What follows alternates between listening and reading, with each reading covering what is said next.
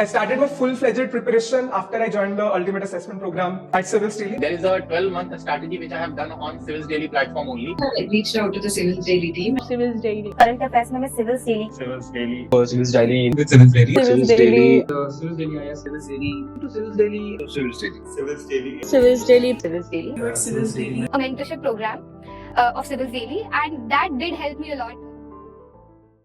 The problem is isolated maps lacks contextual understanding. Okay, and that directly costs your marks in UPSC examination. So it's actually combining 2 to 3 maps together and asking the question. Now, just imagine me as an aspirant or me as a beginner. I'm just going through these maps without even knowing that which dam is located on which river, which geographical location is around a particular river or a lake. I'm not even knowing it. I'm just individually and I'm doing everything in silos. But what is UPSC asking? UPSC is interconnecting multiple maps and asking you. When I'm having different isolated maps, I would not know the exact position of these, right? Like I would not know that Baralacha is in the northern, is in north of Chandra Glacier or Chandratal wetland. I would not know this. But now I know which is located on the northern part, which is located on the southern part, which is to the west, which is to the east. And almost everything in one place. Hello everyone, I'm Sri Lakshmi. I've cleared UPSC Civil Service Examination 2023. In this video, I'll be talking about CD's super map. Now, we all know as UPSC aspirants that map is a very, very important and integral part of UPSC preparation. And we do multiple maps, especially in geography, in ancient history, different places, different physical features, right? So we do all that individually, right? There are isolated maps. But what is the issue with isolated maps? There are like hundreds of maps we do every day.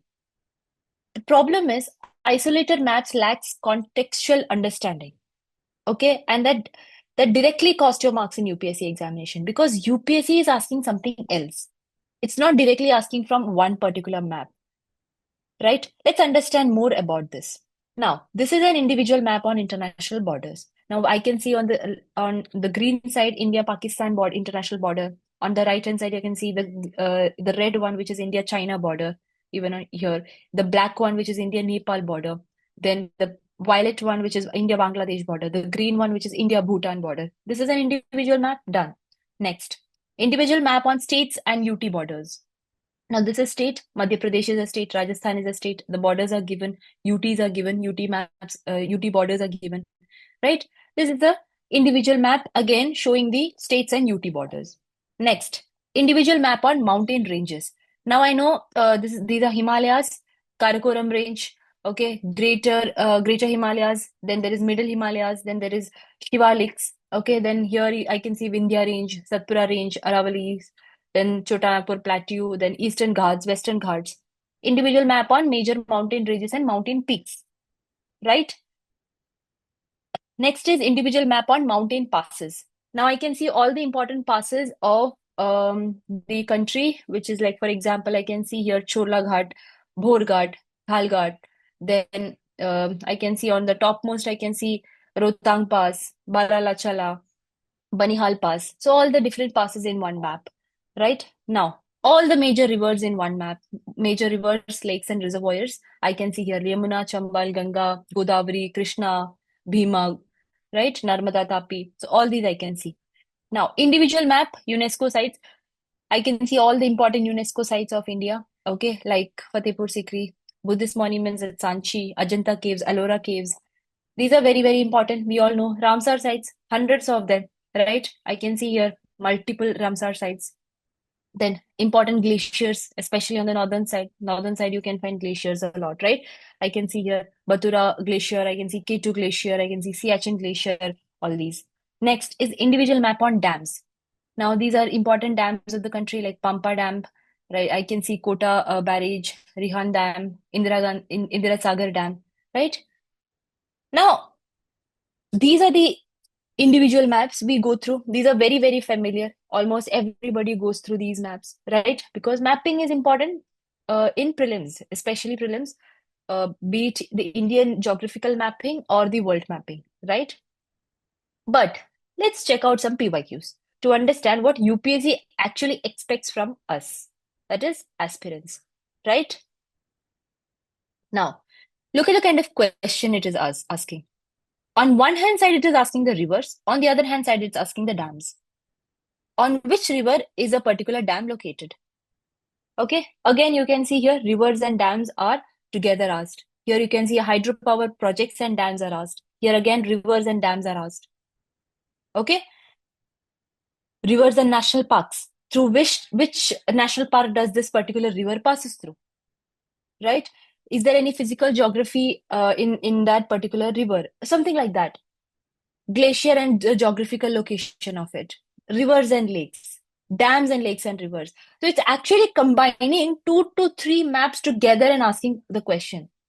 Now, just imagine me as an aspirant or me as a beginner.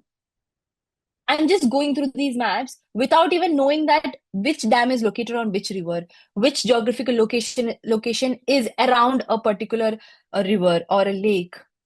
Okay, which glacier is coming from which glacier is located in which geographical area. I'm not even knowing it. I'm just individually and I'm doing everything in silos.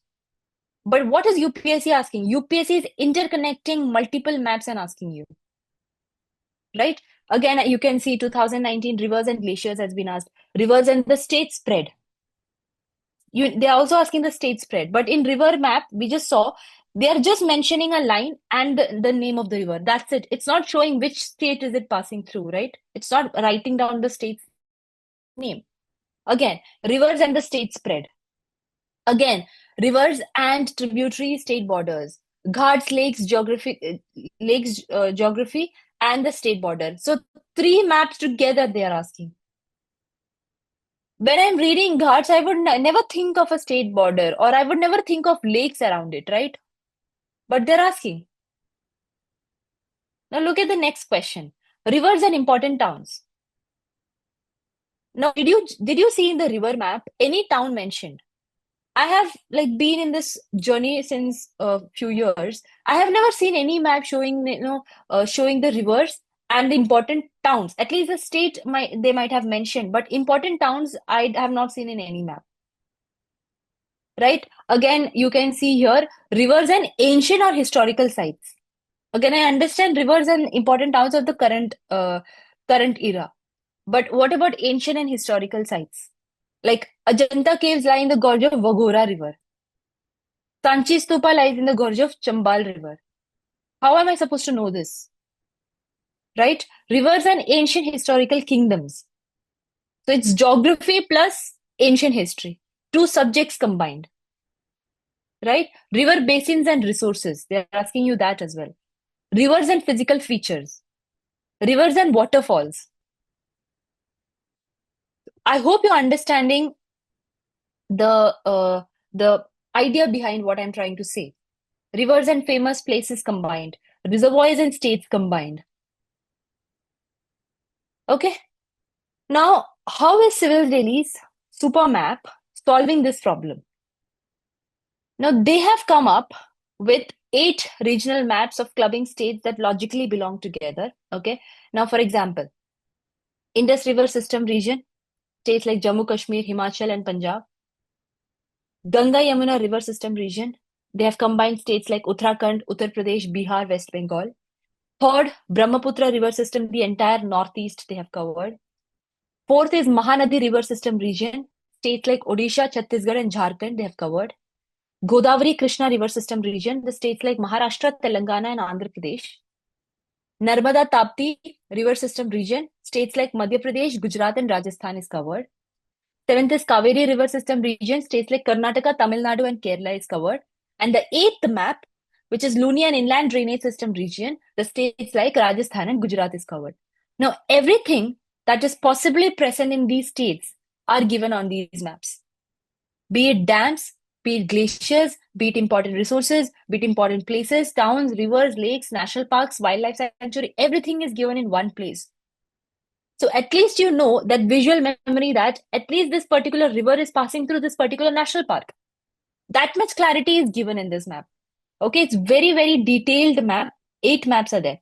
Now, this is the example. I'll just walk you through the maps now. Now, this is Ganga Yamuna map. Okay, you can see Uttar Pradesh region, Madhya Pradesh, Jharkhand, all these regions. I'll just zoom in and show you the different areas. Like you can see Ayodhya, the river passing through it. You can see Parvati Agra Bird Sanctuary, Bakhira Wildlife Sanctuary, you can see here. Okay. And then what can you see more? Like you can see the wildlife sanctuary of Chandraprabha Wildlife Sanctuary here, Ranipur Wildlife Sanctuary. You can see also see a bird sanctuary here, right? Important towns you can see. You can see Ayodhya. Where is it located? Sharda River. You can see Gorakhpur, Chapra, Patna, Nalanda. All the important ones you can see here. Okay, you can see the lakes. Okay, you can see the reservoirs. So it's basically a very, very detailed map. You can also see Fatehpur Sikri, Taj Mahal. Um, you can you can see multiple important locations as well. Nainital Lake, you can see wildlife sanctuaries here, Nanda Devi National Park, which glaciers. So glaciers are also included in this. All right. So this is a very, very detailed map on Ganga and Yamuna. Okay. Now I'll be taking you through Brahmaputra river map. So here you can see all the northeastern states are included. So here you can see the Brahmaputra river system and all the northeastern states. So all the important things is given here, like Mikir Hills. Hill ranges are given. Okay. All the important national park is given. You can see Loktak Lake here, Kebul Lamjau National Park, Shirui National Park, and you can also see the rivers passing through them, right? Here you can see the Shillong region, Khasi Hills. You can see different national parks, Manas National Park, Royal Manas National Park. Okay, you can see the monasteries also. And then you can see the dams as well. So basically dams, rivers, important places, important hills, important geographical features, everything is included in this particular map. Even passes like Difu Pass, Kumjong Pass. Okay, all these have been also given. Now, color coded, very well detailed. You don't have to refer to anything else. So this was about Brahmaputra. You can see the Sikkim region as well. Sikkim, you can see Meghalaya, Assam, Manipur, Mizoram, Tripura, Nagaland, Arunachal Pradesh. All these states, very, very detailed map. This is the Indus River map. Here you can see the Indus River system and Jammu Kashmir region. I'll just zoom in and show you. There are dams also given, like Uri Dam, Wular Lake.